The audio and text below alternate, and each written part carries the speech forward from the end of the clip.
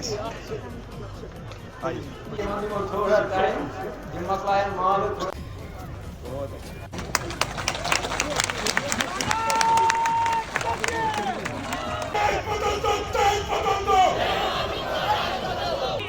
बिलाल देवा को हमारा पूरा सपोर्ट है और मैं चाहती हूँ आप इनको कामयाब बनाने में पूरी कोशिश लगा दें। एक बार और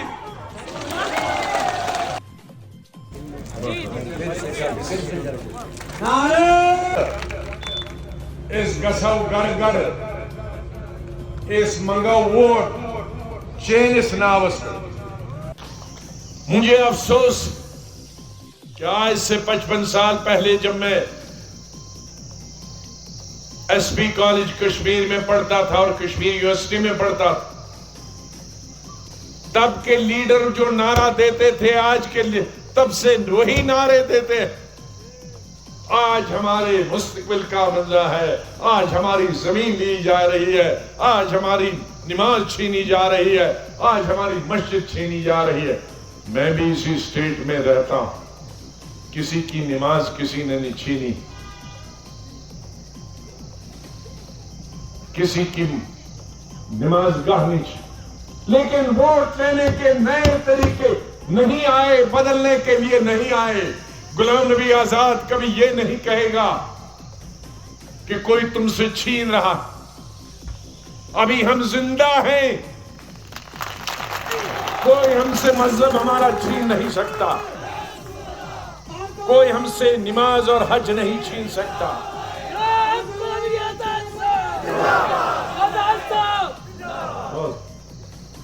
सियासत छीनी जाती है लोगों से, तब इस तरह के लोग देते।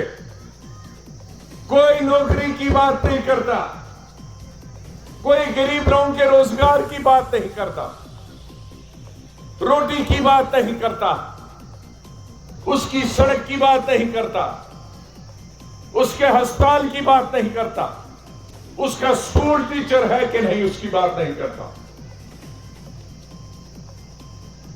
कुछ डराने वाले दिल्ली में और उसको फूंक भरने वाले, वो एक बात डराएंगे, ये 50 और डाल देते हैं उसमें। बिल्कुल। इसलिए मेरे भाइयों,